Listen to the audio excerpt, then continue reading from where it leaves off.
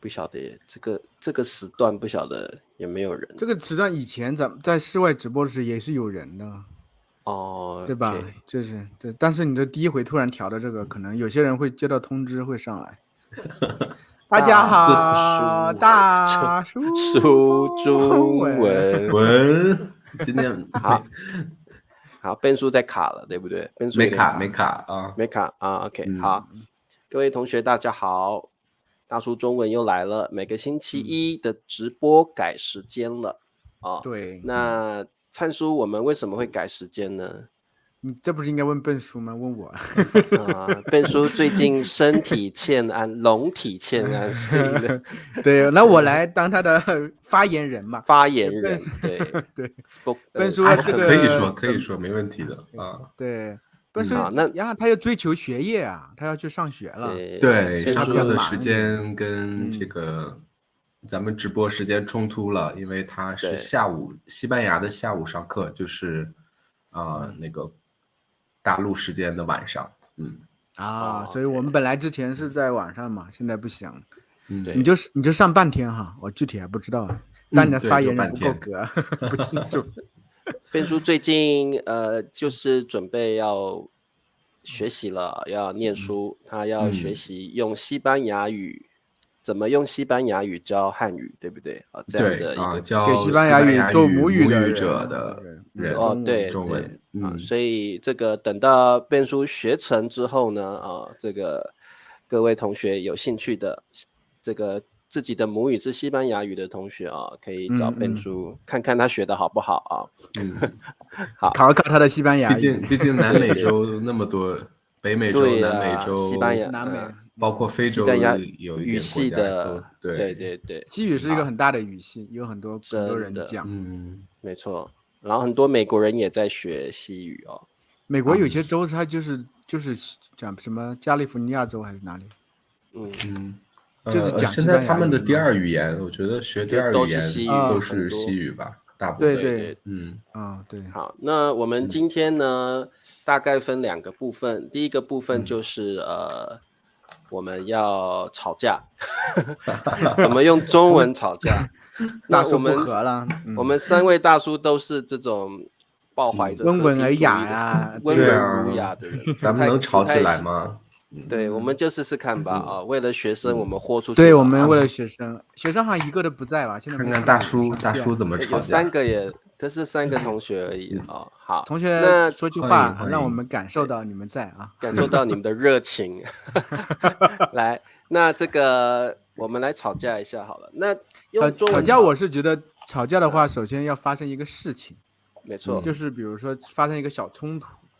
或者一个人说话的时候让另外一个人不舒服了，这个就能引起这个吵架。没错如果某人说话让你觉得不悦或不快，不舒服，我们可能就会产生口角。Jennifer 来了，对，Jennifer 欢迎 Jennifer 来了，对。比如说我设定一个场景呢我设定一个场景，我脑子有个场景，就是我对，因为茶叔每天早上就去遛弯呢，去走路呢。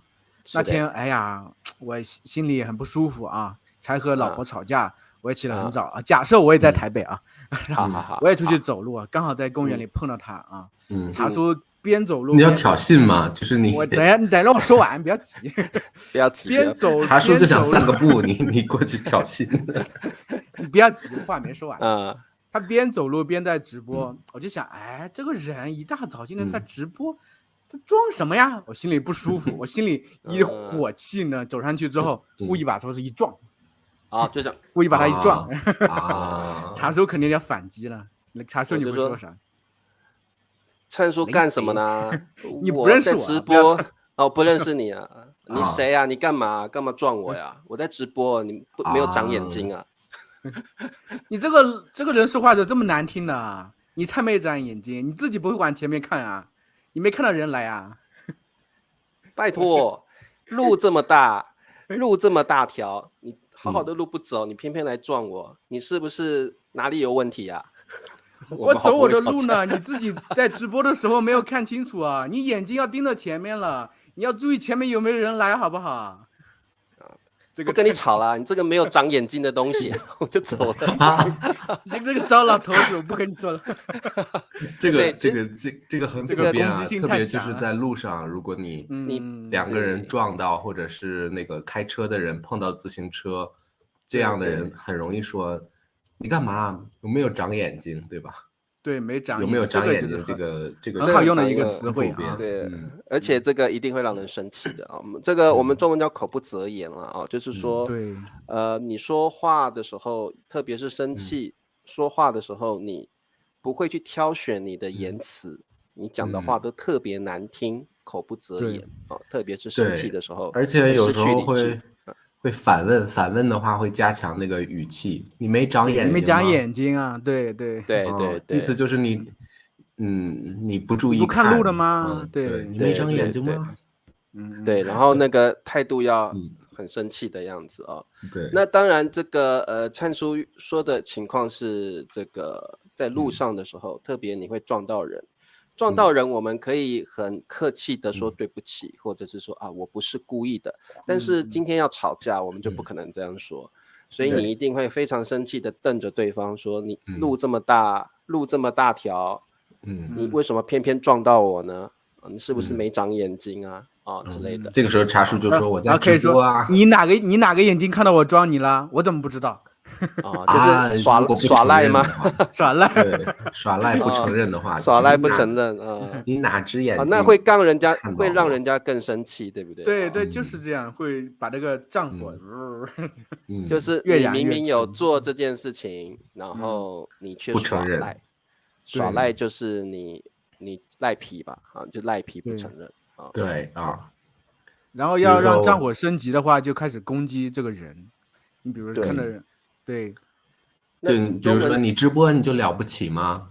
对啊，你直播了不起，直播了不起啊！然后应该或者说是你自己直播不看路，你还说我没长眼睛之类的。对那这个当我们赖皮的时候，对方肯定更生气，因为你明明有做，你却不承认。比如说你明明有偷钱。然后你又说我哪有偷钱啊？怎么样？你哪只眼睛？你哪只眼睛看到我偷钱？对，你哪只眼睛看到我偷钱了那就是说耍赖这种东西会让这个战火升级战火升级。好，那我们还有很多情况，在路上撞到人是一种情况，对不对？那当然在中文里吵架跟打架是两种层次，吵架是动口的。然后打架是动手的，君子。现在我们教大家怎么打架。对，我们中文有一句话叫“君子动口不动手”了对。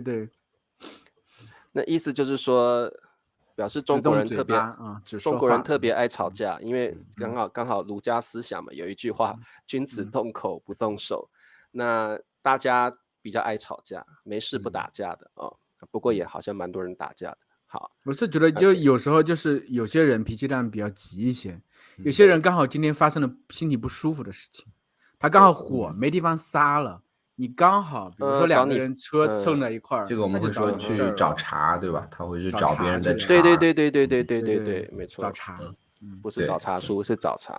对，就找茬叔。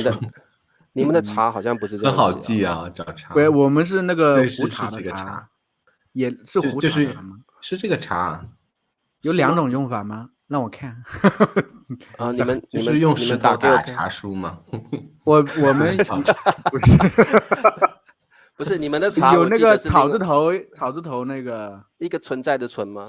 对，下面是一个在，上面一个不好意思，对在台湾是那个茶，对吧？对。对，我用拼字的，大陆的话是那个草字头下面有个在。对，草字头一个在。这个茶我很喜欢啊，茶叔拿着石头。对啊，用石头砸。对啊，好，你们继续聊，我来找一下，你们继续聊，来找茬。就有时候找茬，就有时候可能，比如说灿叔撞了茶叔，然后灿叔又说你没长眼睛吗？然后茶叔就可以说你这人不是找茬吗？对，你不是没事找架吵，没事找架吵，对，也有，没事或者说吃饱了撑的你，你干啥？吃饱撑的。对。但是如果如果吵架里边你不想让这个吵架升级，你要如果想让它降级的话，你也可以说，哎，你这人怎么不讲道理就是比较客气的吵架了啊，比较客气的吵架。对，就没有直接跳到那么猛烈的地步。对，就是你不是用骂人的方式回击对方，对不对啊？而是说试着要跟你讲一讲道理。那你假如你把茶树撞了，你用你的相对温和点的手段是怎么说嘞？对，来是你撞的哦。啊，那到底谁找茬呀？是我找茬，然后我又要合理。不是，你是不小心撞到我的，不小心撞的，但茶树有点生气了啊。那茶树生气啊，茶树需要激动啊。这哪来的这个兔崽子啊？大爷在这里直播，你眼睛长哪里去了？怎么就这样撞到我了啊？还不赶快道歉？不好意思，我真不是故意的，没想撞你，就一不小心，你看这路比较窄嘛，我以为撞不到你，结果撞上了，真不好意思。你是说我胖是吧？你这个兔崽子，路这么大你就偏偏撞到我，你还说路你根本就是说我胖嘛，你这个死兔崽子，你这人怎么不讲道理啊？我明明这路是公共的，我也要过，你也要过，那这么多人，路又这么窄，当然就是不小心碰到也是常有的事儿嘛。没有很多人呢，就我们2个啊，你偏生的撞到我，你就是嫌我胖对吧？你是故意找茬是吧？你哪只眼睛看到我说你胖？我感觉张火要升级了。我是耳朵听到你说我胖，不是眼睛儿。但我告诉你啊，没关系，你就撞到我了，就200块钱就了事了。来，钱拿来，我就不跟你吵了。200块，来，我去医院看一下医生。这没事了，撞得我怀疑你撞得我这个有点内伤了，我要去看医生了。那我现在怀疑你是故意找茬，你这是碰瓷儿啊！你就想讹我钱，所以你看我过来，你故意撞的我。是我要你撞我的吗？是你撞我的耶，怎么会是我找茬呢？对不对？好了，不要吵了，小兔崽，200块拿来，不想跟你说。200块拿来，我们就不要再吵了。你别跟着我，宝贵的我还要。你俩干什么呢？警察啊，干什么呢？啊，没事，我直播，我先走了。你这人找茬，他想讹我钱。你也别说这个你年纪这么轻的，可以跟老头子计较什么？走开。然后我又过来跟进了。老头子，我是多老啊？我才30几岁，你说我老头子？老伯你也注意一点，不要和年轻。老伯脾气不要那么冲。你们2个先聊啊，我走了。好，碰瓷就是这个词汇其实本来台湾是没有用，后来对慢慢的我们现在也听得懂了。碰瓷，我把碰写一下，我的碰写对的吗？好，碰瓷，对的，大部分人都是好的，但是不排除有一些碰瓷的人。对，以然后前我感觉十来年前，反正很多曾经看到新闻，有些人故意去碰瓷，在路上故意撞车嘛。不过现在这个摄像头比较多，所以对啊，可以分析一下。碰瓷其实以前真的蛮常发生碰瓷的事件，就是解释一下吧，什么叫做碰瓷？比如说你开车的时候，然后其实你没有撞到那个人，那个人可能就看你开车过来，假装过去被你撞倒了，其实你没有撞到他，所以他就会起来说你撞到我了，我受伤了，来给我一笔钱。他的目的就是为了要赔偿金。对，那由于这个状况在过去有一阵子非常流行，所以大家在车上都会装那个行车记录器嘛，行车记录仪，对，要看一下，对，一个行车记录仪到底发生了什么，或者是其实在中国在台湾非常多的摄影机、摄像头所以现在碰瓷的事件，只要把摄像头的那个录像调出来，对就。所以还有就是因为碰瓷的人多，就大家也不敢帮助这种摔倒的人啊，或者是路上特别很多老年人，因为碰瓷的好多还都是老年人，你也不知道，所以大家越是这样，就越是不敢怕。有些比如说这个汽车是比较严重的，有些人是这样摔倒了，他假装摔倒了，但是你去扶他的时候，他怪你，他就把你拉住，就讹你钱，就是说你把我碰到了。对，那个时候可能摄像头也不发达，那就被讹上了，你就要碰人，别人钱，而且有的老人他会保高额的保险金，那他就想说我去碰瓷一下，然后有的碰瓷比较严重，他就真的想要死了，老人家，他就比如说车子过去，他就故意用车子撞，然后撞中受伤了或者是死了，他那个保险金就可以给自己的儿女家人是吗？这是故意这样让自己故意对给孩子留或受伤，然后就那个保险金就可以给儿女，就是他会在有这个想法前先去保高额的这个保险金。对，那又是一个文化了，就是父母想要。就是给孩子留下一笔钱，让孩子能够就是有这个生活的需求都比较富足。我觉得现在比较少一点了，好，那我们这个吵架的话题回到家人身上好了哦。灿叔，你跟你老婆或小孩会不会有这个吵架的情况呢？会有啊，肯定会有。我觉得可能是有些时候就是理解出现偏差了吧，就是不理解他，对，或他不理解我的时候，心里觉得很憋屈。有时候就是刚好就是嘴巴就是话赶话的，一说句话带一定的攻击性，对，就是这样，话带一定的攻击性，然后把对方就点炸了，然后就开始吵。对，比如呢，你什么话会比较有攻击性？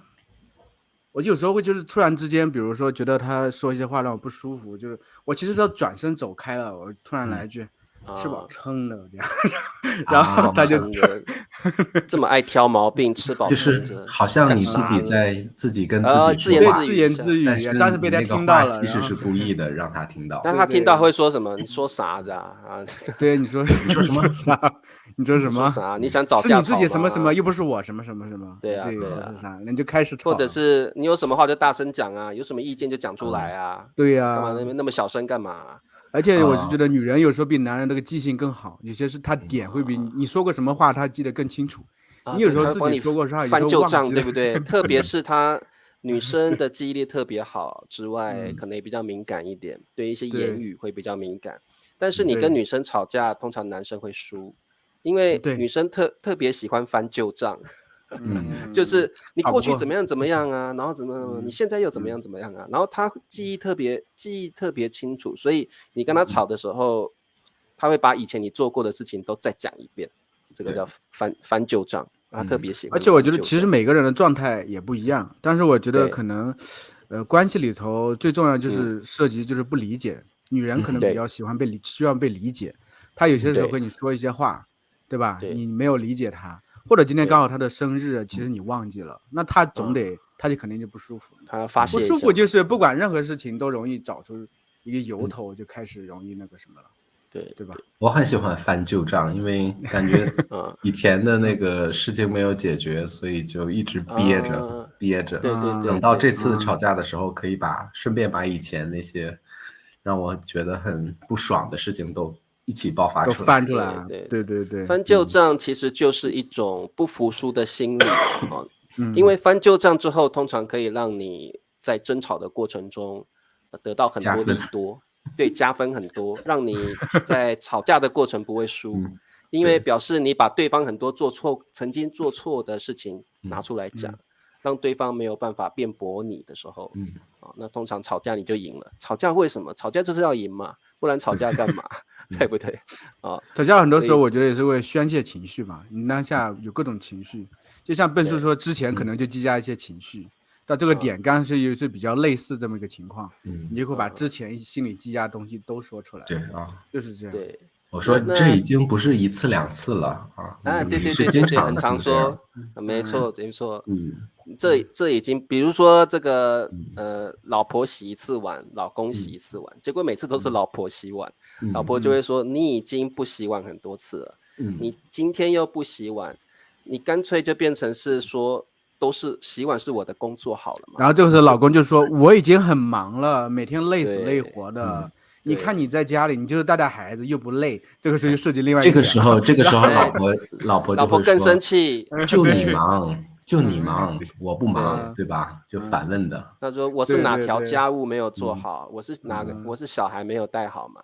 你以为做家务很简单啊？你以为持家很容易吗？你在外面工作辛苦，我在家就不辛苦吗？你不知道我在外面，我给人点头哈腰装孙子，你在家里多么轻松的，然后就开始，然后就吵起来了啊！对，然后我要在旁边旁观，我就说你俩有完没完？不是啊，夫妻吵架你怎么会在旁边呢？你是小孩吗？你是小王吗？邻居，你真的是小王不是，我的意思是说，基本上，老婆到这个时候呢，她基本上就会有一些翻旧账的动作了，对不对？会，就是说，哎呀，你想当初你追我的时候啊，这么的殷切，然后呢，你以前追我的时候啊，结婚纪念日啦，都会有礼物，又浪漫，又送花送巧克力。你看现在结婚了，就完全变了一个样子了。然后可能有的老婆讲一讲就哭了，因为眼泪是女人的武器嘛，哭了通常男人就认输了嘛，对不对？对，就输了，对不对？不一定啊，有时候可能会说就知道哭。Ben叔你很有经验呢，就知道哭，你还会做什么？对，哭除了哭还会做什么？一哭二掉身上，不过这看人，有些人其实是比较受不了女人哭的，就是女人一哭他就受不了。有些人别人越哭越烦，越气，对，每个人状态不一样。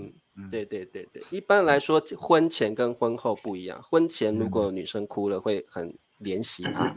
心疼，那婚后哭了就更生气，可能吵架还会变打架，都还有可能。对，所以这个有很多情况。那所以我们当然也有一个状况的吵架是，比如说爸爸妈妈跟小孩吵架，这也是有的。这个情况我觉得比较辛苦，因为小孩子毕竟还不懂世事嘛，然后他也没有办法用很多方式跟你吵架。所以跟小孩吵架是比较辛苦一点，所以我们就请灿叔应该有实际的经验。灿叔，瑶瑶会跟你吵架吗？有没有吵架过？有，以前有，我现在其实调整。以前是这样的原因，就是有时候可能他说的话我没有理解，然后呢，我又会自以为是的去觉得他可能是这样说的，然后他比较着急，他就炸，或者就是有时候写作业的时候，可能我会比较着急点，让他写快点等等。或者一些他比较慢，我会说一说他，然后他说什么？别烦我啊！还是说他不会，比如说他就大喊大叫有时候，但后来我老婆会说，其实你当下接受他的情绪就可以。对，他只是情绪而已，情绪过了就好了。后来我发现好像真的就多接受几次，真的就是情绪而已，情绪过了就没有任何关系。但你一定要和他对抗，那就是两个就升级了。我就需要用更大的声音去压制他把他给这个用威严把他压才行。所以这个吵架不涉及到语言，就是摇摇是吗？就是对比较任性一点，对，有人也会喊，然后有时候也会说你是不是傻呀，然后反正也你是不是耳朵聋了什么的也会说。对，他说还是你说？这个倒是找到方法怎么去和他协调的话会比较好一点。特别是我觉得，特别是中国的父母对小孩子会比较严格，或者是没有耐心一点比如说中国的课业也比欧美的孩子大，所以特别是写功课的时候，你怎么这题都不会啊？1+1=2你都不会吗？拜托，你在学校有没有用功上课啊？等等的，然后说话一急，然后讲的话就很难听。那小孩子如果在叛逆期的时候，哇，那个真的是一触即发，马上对，特别是青春期的时候，其实这个对很大的。我记得我唯一一次和我妈吵架，就是我妈记得，我不记得了。她和我说，反正我就骂了很难听的话，骂她很难听的话，就那种什么女字旁那个字。对，会骂。对，其实这个如果是吵架的话，脏话一定是必备的工具。我觉得那个用他妈很容易加强语气对，有他妈的，很多人是把他妈的当口头禅。那个的可以说可以不说对比如说你有病吧，可以就是你他妈有病吗？他妈有病啊！对，这个就是像英文的什么 fucking 什么什么那样。对，就是对，所以这个我们我们现在要开始教脏话了嘛？就还是就脏话是流量用啊，这个大家都会听到的。比如说，在中国还是第一个场景撞了，两个人撞了，然后那个人就会说：“你他妈没长眼睛吗？”对，他们有病啊！你哪只眼睛看着我撞你？对对对啊，对，所以我们刚刚用的这些吵架的情境哦，都可以加上他妈的，然后会让对方更生气，让那个侮辱性更强。那当然在这里是非常不建议各位同学把他妈的变成日常用语的一个部分，因为会变成大家可能会听到很多，听到你就知道什么意思。对，因为你常用可能真的会变习惯，你不是真的要讲，但是你就会不小心脱口而出啊，所以他妈的算是一个蛮常用的一个脏话。但有时候也可以用在高兴比如呢？真他妈爽！真他妈爽是什么情境会用的？真他妈开心是吗？真他妈爽！你要抒发自己的感情，不针对别人，当时也可以有啊，这他娘的太爽了。那比如说，我来讲一个情境好了，像我跟Ben叔昨天跟小鲜肉跟我们的会员有一个聊天课，然后我跟Ben叔觉得哇聊得很畅快，跟学生们聊得很开心。那聊天后之后，我可不可以跟Ben叔说哇，刚刚那个聊天课真他妈的精彩？因为是茶叔，我肯定不会这么说。因为我觉得都是读书人，就对，我不会这么用。但是我可能去马路上，然后有几个那个小混混啊，然后他们说话的时候总是他妈，那我要为了融入他们，我会这么说，让他们觉得我是他们一部分，是这样，看场合了。其实我觉得我们3位都不太会真的用他妈的怎么样了因为就是我们平常不会这样说话就算跟好朋友吧，你不会跟好朋友说哇他妈的今天天气真好，我们等一下去唱个歌怎么样？不会啊，不会。我其实觉得就是好像我们说脏话最多的时候还是上初中高中的时候，那个时候反正是在老家的时候，那个时候有方言里头我是会说一些，因为习惯了，周边的学生同学都会说这些东西。对，当然普通话的脏话我是不习惯说，老家那种脏话是有时候确实是不自觉的会说一些出来。这个我认同，就是在学生时期的时候你看到同学这样讲，你也会跟着讲然后但是随着年纪越来越长了，你就这个习惯就慢慢没有了所以可能而且还有专门一词，那天瑶瑶竟然说了一个词，我瞪了他一眼，他说傻逼对，我觉得傻逼是蛮没有礼貌的。好，我们介绍一下好了，再赶紧拍一下嘴巴。所以这个我们讲一下，傻逼基本上在大陆是怎么样的一个用词？但等一下，我想问，那如果瑶瑶说牛逼呢？牛逼的话，你会不高兴吗？就是还是逼字都不可以？对，我们告诉他这个其实这个逼这样发音很难听，不要说这个。对，那如果瑶瑶说牛逼，能接受吗？我们不告诉他不能说，你就说牛就行了，不要说。我们要告诉同学为什么逼是一个我们听起来会不太好听的东西，因为其实逼就是牛的那个，你们是这个生殖器嘛？对嘛？生殖器，对，所以但是为什么好像但是也可以指女性的，就是女性的生殖器啊，女性都可以吧？不行，那男的不是说屌？对，有时候你就是但是屌基本上已经变成一个算蛮日常生活会用的，当然也比较粗俗一点了。你很屌炸天，你们屌炸天了，对。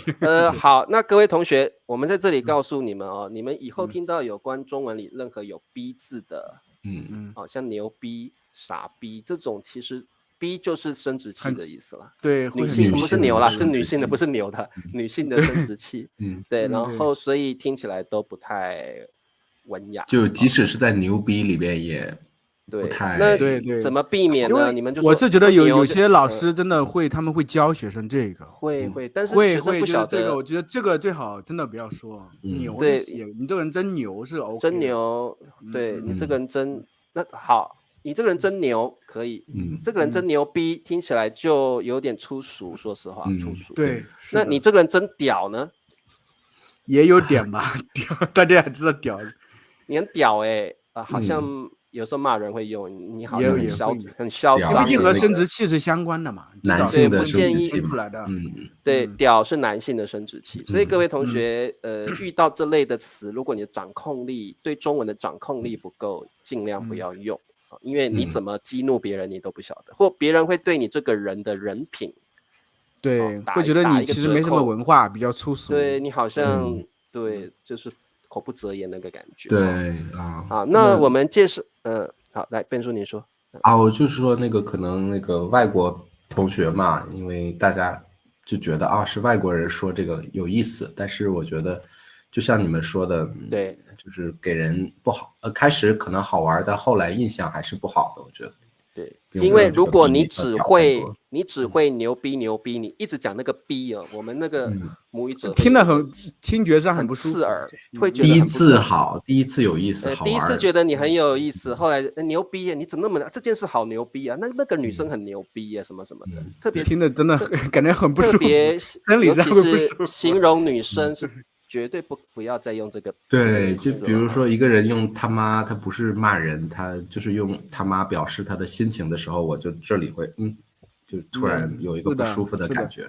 那再来就是我们母语者知道怎么控制那个用词，那学习者可能没有办法。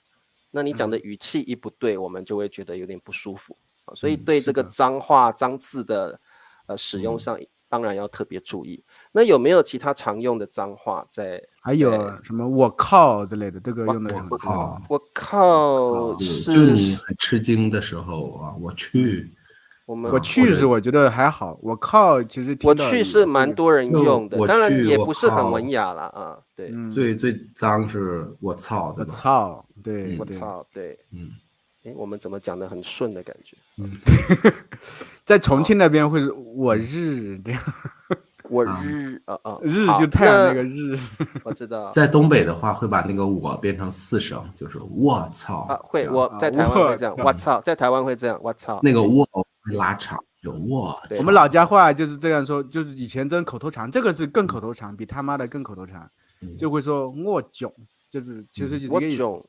我囧就是我操的意思。好，7%不会被封吧？不至于。就是我去，我蛮常听到很多人在视频会用的了。我去在台湾比较用我靠，因为跟台语有点像，我靠就是我靠的意思。那基本上靠这个字也是一个蛮常用的，算粗俗的话吧。靠之类的。靠还好，就现在那就像为什么我们看你在看场合吧，看场合。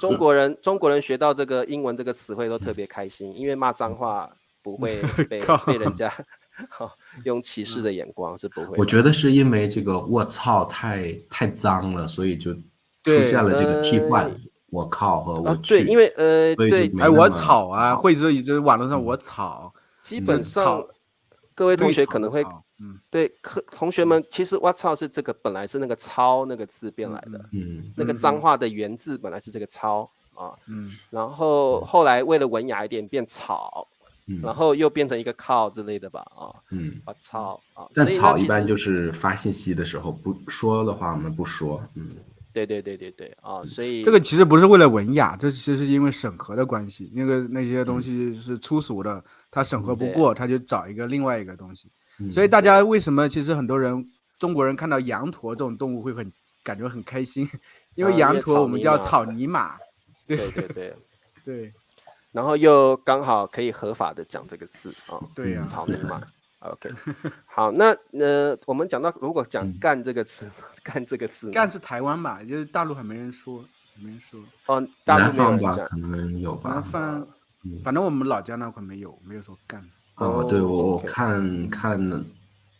看台湾综艺一般对台湾比较多了，这是台湾对，这台湾的干你娘啊怎么的，但是非常粗，这个干就是已经像 fucking 那种感觉那个层级的了。这个各位同学在台湾的话不要用，因为非常的粗俗不堪然后你不会用不要乱用，你不要嘿干不行哦，不要把它当做打招呼的不行。但是你可以用在你在干什么，这个可以这没问题，用在句子里那没问题，可以理解的啊。然后但是北方不是大陆的话，一般是干是打的意思，就干他。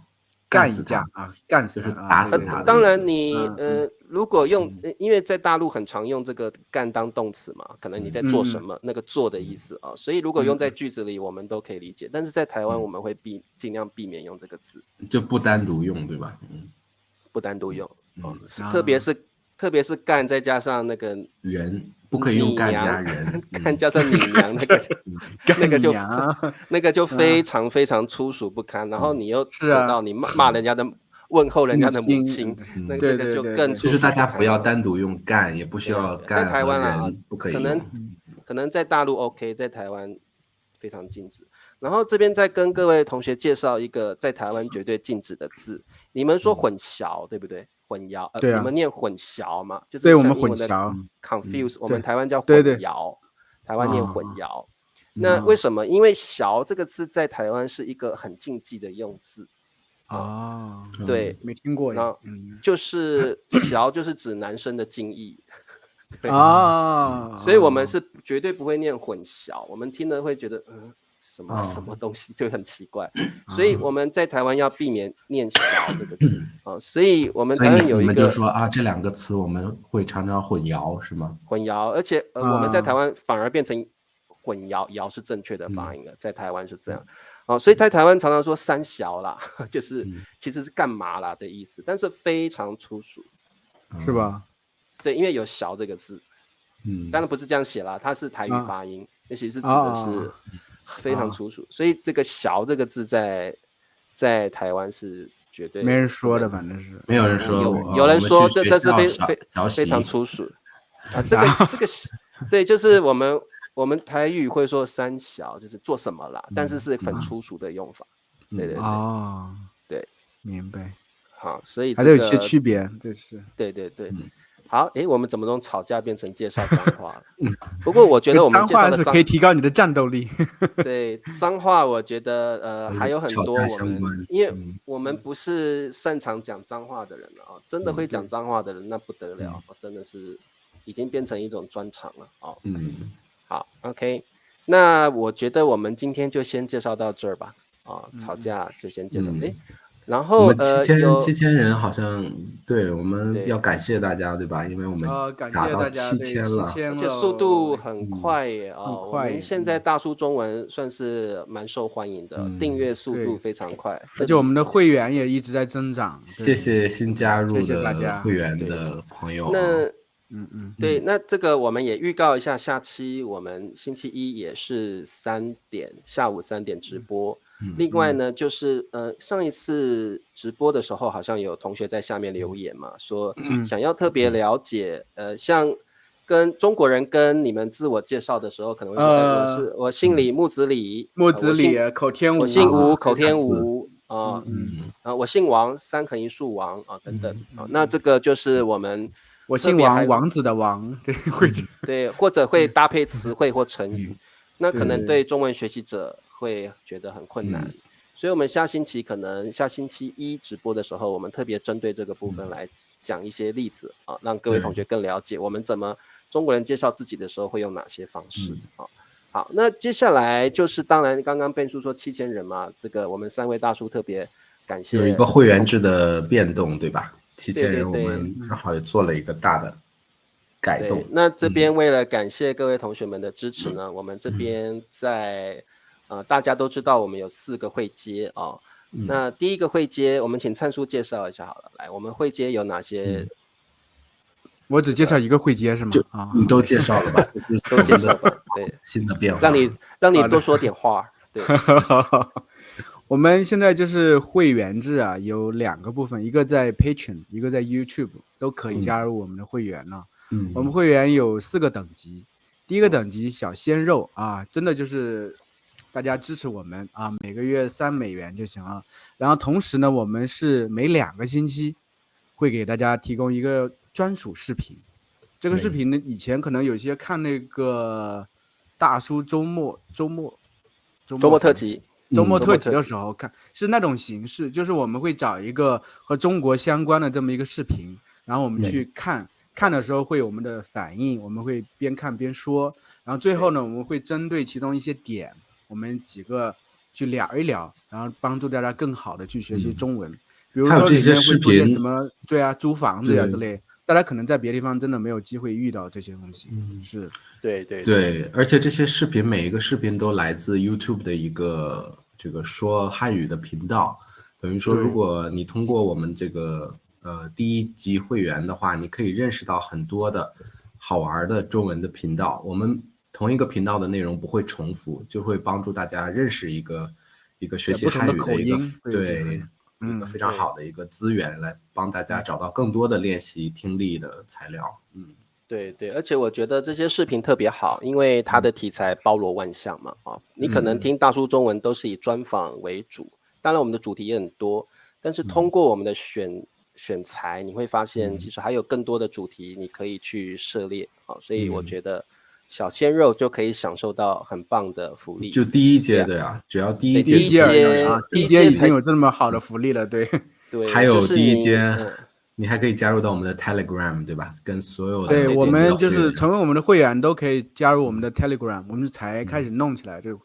但是我们里面就大家都可以进来之后都可以聊天，我们每天也会发布一个小话题，引导大家去聊聊天。我觉得有这么个机会，对，还有通知的主要就是信息的发布那大家知道说，什么时候可以聊天了，然后什么时候有一些福利的变动我们都可以在 Telegram 上面交流。所以，如果是我们大叔中文的会员的同学你们都可以加入 Telegram。那日后我们也会有更多的福利会在 Telegram 上面。当然，在 Telegram 上面也可以跟3位大叔做交流所以而且我发现有些会员已经各自开始聊天了。对，他们也开始练习自己的中文了，互相认识。对，我们找到另一半的。对，日后可以相亲是吗？加入到这个 Telegram， 说明你们已经有了共同话题，就向另一步就迈进了一步。好，那这个参叔，我们来介绍小鲜肉好了。第2集，小鲜肉就是还包括所有我们每一集的 PDF 和那个对音频，所以如果有的同学他们没时间看视频，也可以就是走路的时候听我们的音频也可以。如果你想省一些流量或者看文字版，那另外就是先提醒各位同学加入我们的会员，请你们要主动的联系我们一下特别。我们这样比较容易把你们加到 Telegram 上面，不然我们找不到你们的。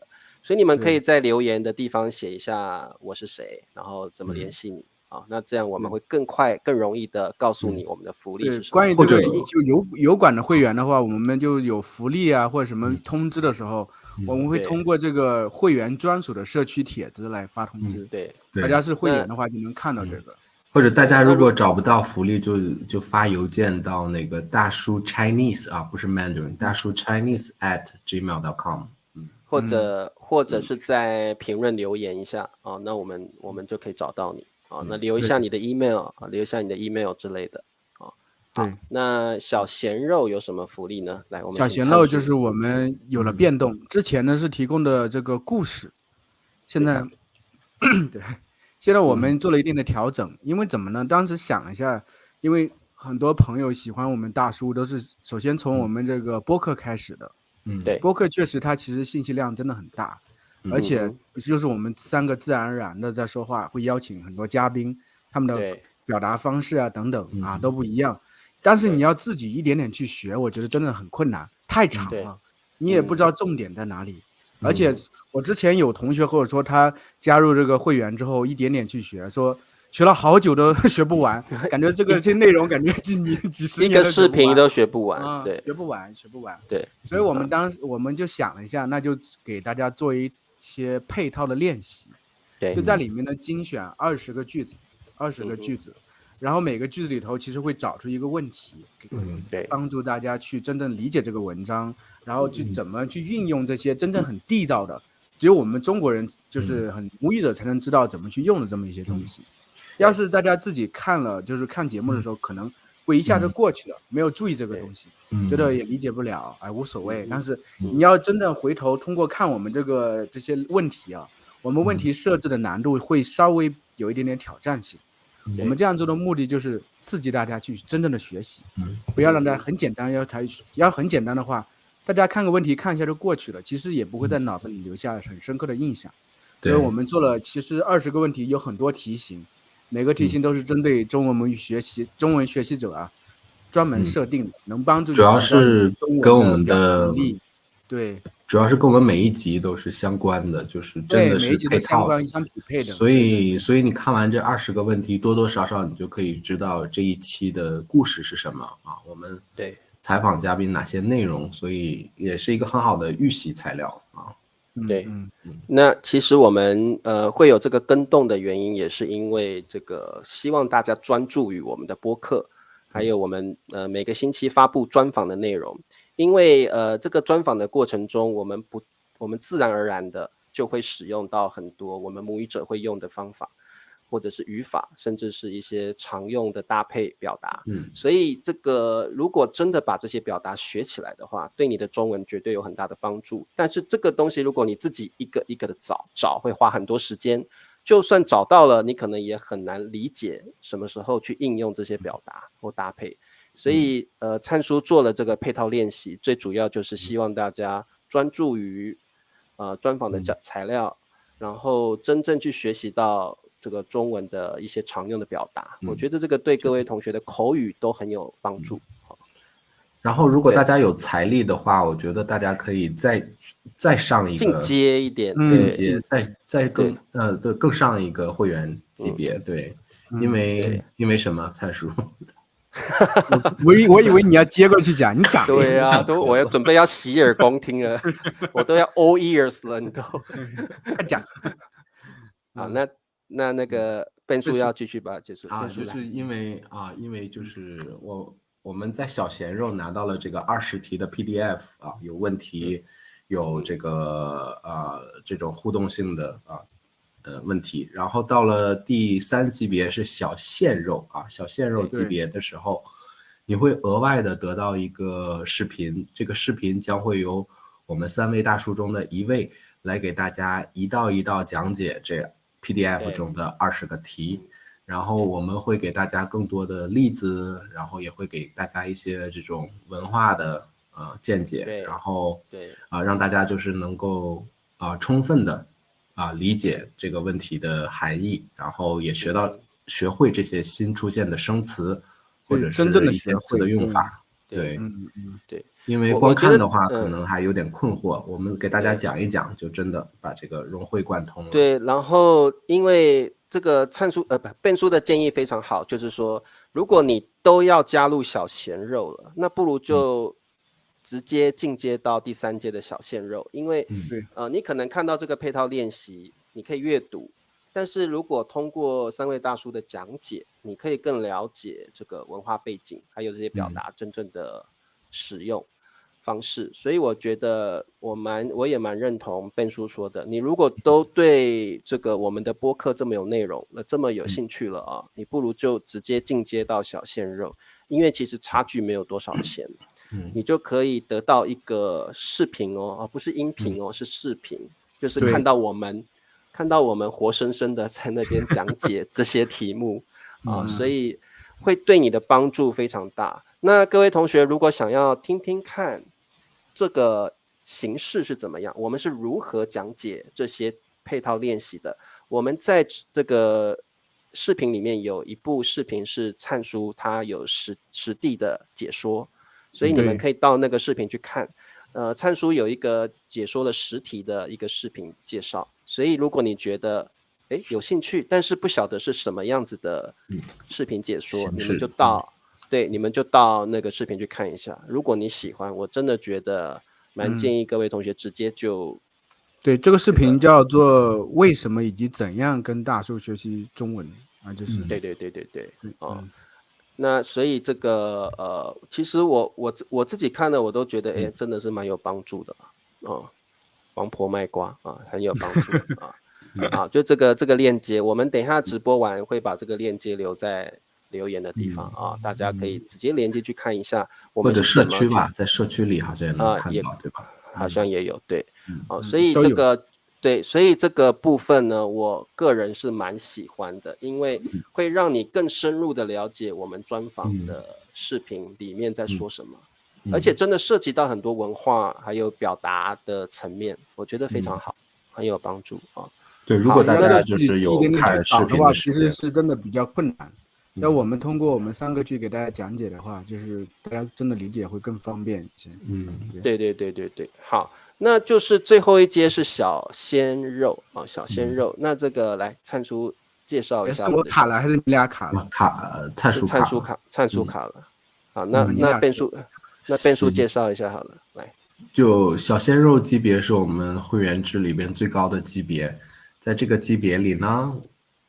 我觉得这个非常非常棒的一点就是大家每个星期都可以跟大叔们在线上见面，然后我们每个星期都会有一个特别的口语主题，然后大家可以拿到主题之后提前的准备一下，然后周末的时候跟所有的同学和大叔们一起来讨论练习口语。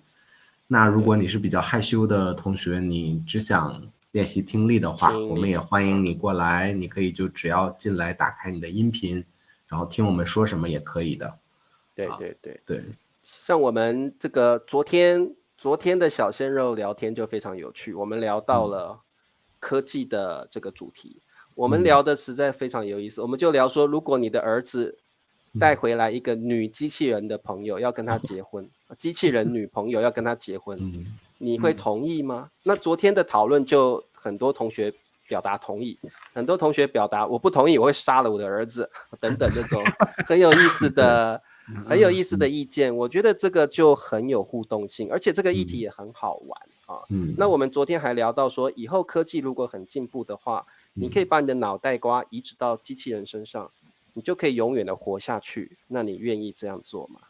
那很多同学也表达愿意跟不愿意正反的意见，我觉得这个是很有意思的讨论，听到2方面的观点，对啊，不同的角度，对，那我觉得这个就不是很一般的口语课而已，这个其实涉及到你可以充分表达自己的想法，不管你的中文好不好，那我们大叔都在，也可以引导你怎么用正确的表达来这个描述你的想法或意见，所以这个我觉得这个小鲜肉的这个聊天课是非常好的，而且茶叔就是主持的特别的好，会保证每个人都有发言的时间。如果你是特别害羞的同学的话也没关系，你一定会很得到你的自己的时间来表达你自己所以不要担心大家都说我不敢说，或者是你可能会觉得自己讲的不好，那也没关系，我们基本上也是用引导的方式尽量让大家说话所以小鲜肉我觉得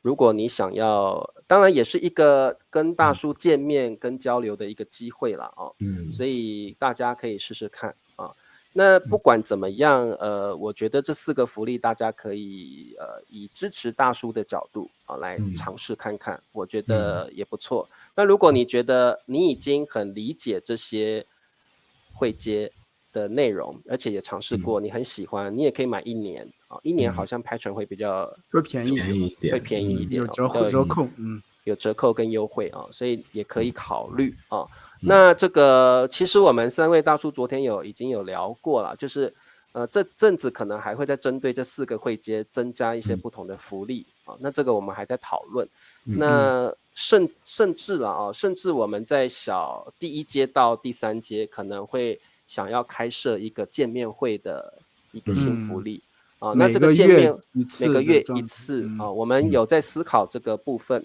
到时候等到确定之后也会发布让各位同学知道那如果见面会这样的福利这样的想法确认的话，那你是第1阶到第3阶的会员，每个月也有1次机会跟我们3位大叔见个面然后自我介绍一下聊聊天然后也算是一个试听试试看你的听力好不好的一个活动所以这个我们3位大叔正在研究更多更好的福利来提供给各位同学。如果你觉得小鲜肉的这个钱会花太多的话，那你到1到3阶我们也在思考一个见面会的可行性啊。所以各位同学可以提早参加我们的会员，就可以，而且也可以进入到我们的 Telegram 跟我们做互动啊。我们特别希望跟各位同学做交流啊。对，好，有没有要补充的？两位大叔？没有了，没有啊。就是感谢大家，就是我们真的没想到，就这么短的时间就7000。对，其实我们那时候还想说啊，可能这礼拜还下礼拜才会7000吧，结果那一天讲的那一天就7000了，然后转眼间就又多了10个人，然后今天我看又多了，又变20个了，所以这个真的要感谢各位同学的支持，谢谢大家的支持，谢谢大家支持，让大树成为中文第一频道啊！对，第一把交椅啊，我们有时候在想，大叔何德何能啊，受到这么多广大的学生的，我们都很优秀，好不好？为什么啊？为什么何德何能？对。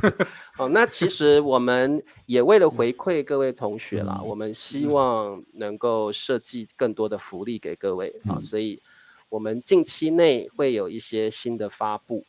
我们其实想法是很多，只是说目前会员的数目。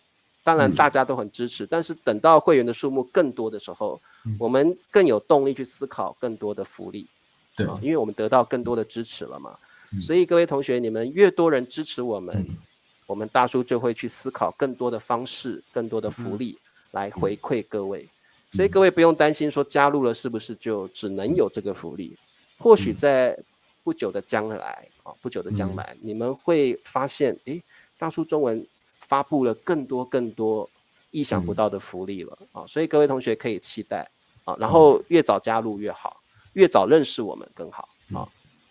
好 ，OK， 那这个也希望各位同学持续的订阅我们的频道，8000指日可待啊，指日可待。这个月吧，这个月我们就冲8000。